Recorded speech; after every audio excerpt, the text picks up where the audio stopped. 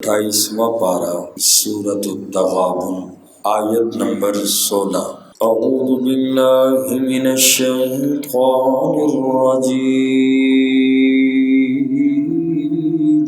بسم اللہ الرحمن الرحیم۔ فاتقوا اللہ، پس ڈرو تم اللہ سے، مستطعتم، جس قدر تم طاقت رکھتے ہو، واسمعوا، اور سنو تم، واطیعوا، اور اطاعت کرو، وانفقوا، اور خرچ کرو، خیرا لانفسکم، یہ تمہارے لیے بہت بہتر ہے، ومن یوق، اور جو بچا لیا گیا، شح نفسہ، اپنے نفس کے بخل سے، فاولئک، پس یہی لوگ ہیں، ہم المفلحون، کامیاب ہونے والے۔ اس آیت مبارکہ میں اللہ کریم نے ایمان والوں کو ہدایت دی کہ جس قدر تم طاقت رکھتے ہو اللہ سے ڈرو، کفر، شرک اور گناہوں کو چھوڑ دو۔ سورہ آل عمران کی آیت نمبر 102 میں فرمایا، یا ایھا الذین آمنوا اتقوا اللہ حق تقاتہ، اے ایمان والو اللہ سے ڈرو جس طرح اللہ سے ڈرنے کا حق ہے۔ وہاں پر تو یہ فرمایا جس قدر اللہ سے ڈرنے کا حق ہے اتنا ڈرو، اور یہاں فرمایا فاتقوا اللہ مستطعتم، جس قدر تم طاقت رکھتے ہو اللہ سے ڈرو۔ بظاہر تعارض نظر آتا ہے ان آیات میں، تو بعض حضرات نے اسی وجہ سے فرمایا کہ آل عمران کی آیت نمبر 102 منسوخ ہے۔ چنانچہ حضرت سعید بن جبیر رضی اللہ تعالی عنہ فرماتے ہیں کہ جب یہ آیت نازل ہوئی، یا ایھا الذین آمنوا اتقوا اللہ حق تقاتہ، تو صحابہ کرام پر عمل کرنا دشوار گزرا کہ اللہ سے جس طرح ڈرنے کا حق ہے اس طرح ڈرو، کون ڈر سکتا ہے؟ صحابہ پر یہ عمل بہت دشوار گزرا، دن اور رات کے قیام سے صحابہ کے پاؤں سوج گئے، پیشانیاں زخمی ہو گئیں، اس حد تک اللہ پاک نے تخفیف کے لیے یہ آیت نازل کی، فاتقوا اللہ مستطعتم، اللہ سے ڈرو جس قدر تم طاقت رکھتے ہو۔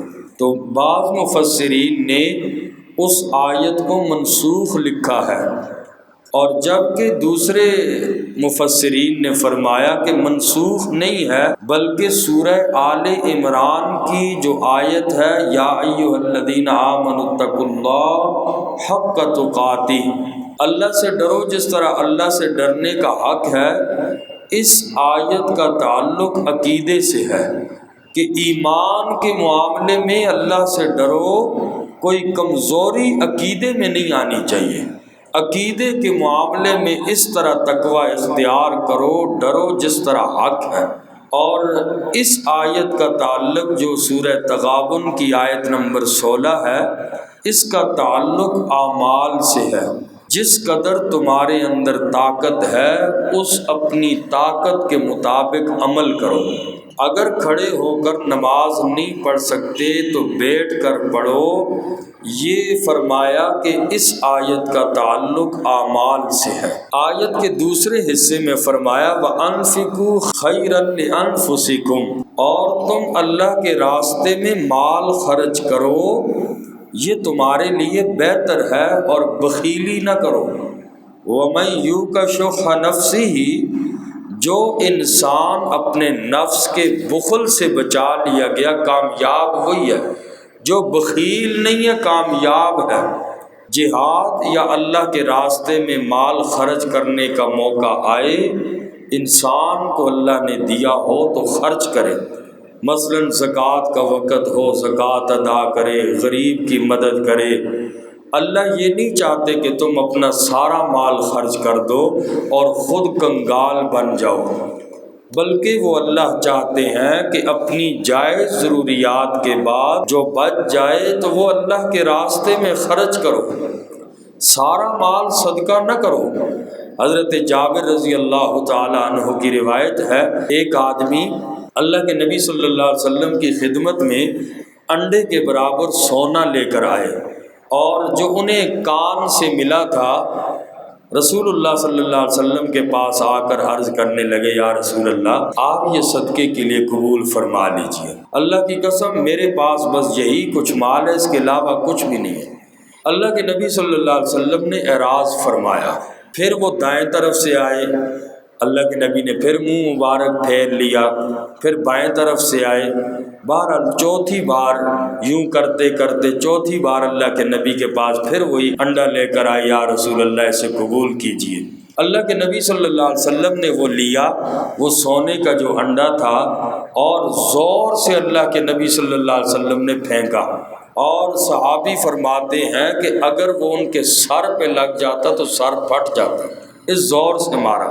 پھر اللہ کے نبی صلی اللہ علیہ وسلم نے ارشاد فرمایا کہ تم میں سے کوئی آدمی اپنا سارا مال لے کر صدقہ کرنے آ جاتا ہے اور پھر خود محتاج ہو کر لوگوں کے سامنے ہاتھ پھیلاتے ہیں، اور ایک روایت میں تو یہ بھی ہے کہ اپنا مال اللہ کے نبی نے فرمایا کہ اپنا مال یہ واپس لے لے، ہمیں اس کی ضرورت نہیں ہے۔ تو اس لیے انسان اتنا مال خرچ کرے جتنی اس کی توفیق ہے، اپنے بال بچے اپنی ضروریات کے لیے چھوڑے، خود محتاج نہ ہو۔ اور آیت نمبر سورہ محمد کی آیت نمبر 38 ہے، اس میں بھی اللہ نے فرمایا کہ مال خرچ کرو اللہ کے راستے میں۔ فَمِنْكُمْ مَنْ يَبْخَلُ، تم میں سے بعض ایسے ہیں جو مال میں بخیلی کرتے ہیں، بخل ہے۔ وَمَنْ يَبْخَلْ فَإِنَّمَا يَبْخَلُ عَنْ نَفْسِهِ، فرمایا جو آدمی بخل کرتا ہے تو بخل کا وبال انسان کی اپنی جان ہی پر ہے۔ تو اس لیے اس آیت میں فرمایا کہ مال کا حق ادا کرو اور بخیلی سے بچو، بخل نہ کرو۔ جو آدمی بخل سے بچ گیا فرمایا کہ وہ بندہ کامیاب ہے۔ فرمایا فَاتَّقُوا اللَّهَ مَا اسْتَطَعْتُمْ، اور تم اللہ سے ڈرو جس قدر تم طاقت رکھتے ہو۔ وَاسْمَعُوا، اور سنو غور سے اللہ کے نبی کی بات۔ وَأَطِيعُوا، اور ان کی اطاعت کرو تم، یعنی ان کی باتوں پہ عمل کرو۔ وَأَنفِقُوا خَيْرًا لِأَنفُسِكُمْ، اور تم خرچ کرو یہ تمہارے لیے بہت بہتر ہے۔ وَمَن يُوقَ، اور جو بچا لیا گیا شُحَّ نَفْسِهِ، اپنے نفس کے بخل سے، فَأُولَٰئِکَ، پس یہی لوگ ہیں، ہم المفلحون، کامیاب ہونے والے۔ سورہ بنی اسرائیل آیت نمبر 29 میں اللہ نے فرمایا وَلَا تَجْعَلْ يَدَكَ مَغْلُولَةً إِلَىٰ عُنُقِكَ وَلَا تَبْسُطْهَا كُلَّ الْبَسْطِ فَتَقْعُدَ مَلُومًا مَّحْسُورًا۔ خرچ کرنے کا اللہ نے انداز بیان کیا، میانہ روی اختیار کرو۔ وَلَا تَجْعَلْ يَدَكَ مَغْلُولَةً إِلَىٰ عُنُقِكَ، فرمایا اپنے ہاتھ کو گردن سے باندھ کے نہ رکھو، بخیل نہ بنو۔ وَلَا تَبْسُطْهَا كُلَّ الْبَسْطِ، اور نہ اتنا ہاتھ کو کھولو کہ خود بھی محتاج ہو جاؤ۔ فَتَقْعُدَ مَلُومًا مَّحْسُورًا، پس خود ملامت کرنے والے بن جاؤ۔ اس لیے فرمایا میانہ روی اختیار کرو مال کے خرچ کرنے میں۔ إِن تُقْرِضُوا اللَّهَ اگر تم قرض دو گے اللہ کو قرضا حسنا، قرض حسنا، یضاعفہ لکم، وہ دگنا کرے گا تمہارے لیے، ویغفر لکم، اور وہ بخش دے گا تمہیں، واللہ، اور اللہ تعالی شکور، قدردان ہے، حلیم، حوصلے والا ہے۔ فرمایا اگر تم اللہ کو قرض حسن دو اور وہ اللہ تمہیں یضاعفہ لکم، تمہیں دگنا کر کے واپس کرے گا۔ قرض حسن وہ ہوتا ہے جو کسی ضرورت مند کو بغیر سود کے اور بغیر احسان کیے جو دیا جاتا ہے، یہ قرضہ حسن ہوتا ہے، اور یہ قرضہ قابل واپسی ہوتا ہے۔ اللہ کے راستے میں خرچ کرنے کو قرض سے اس لیے تعبیر کیا کہ یہ تمہیں ضرور اللہ واپس کریں گے۔ جو تم اللہ کے راستے میں دیتے ہو ضرور تمہیں وہ مال واپس ملے گا۔ حدیث پاک میں فرمایا کہ ایک صحابی جہاد کے موقع پر ایک اونٹنی بامعاش سامان کے لے کر آئے تو اللہ کے نبی صلی اللہ علیہ وسلم نے فرمایا قیامت والے دن اللہ تجھے اس کے بدلے 700 اونٹنیاں بامعاش ساز و سامان کے عطا فرمائیں گے۔ اس لیے فرمایا اللہ کو اگر تم قرضہ دو گے تو قرضہ حسن تو اللہ دگنا کر کے تمہیں دنیا میں بھی دے گا اور اس کے بدلے اللہ تمہارے گناہ بھی معاف کریں گے۔ اور فرمایا واللہ شکور، اللہ بڑا ہی قدردان ہے۔ اللہ اطاعت کرنے والوں کی، نیک لوگوں کی بڑی قدر کرتا ہے، اور غلطی ہو جائے تو جلد سزا اللہ نہیں دیتے۔ رب بڑے حوصلے والا ہے۔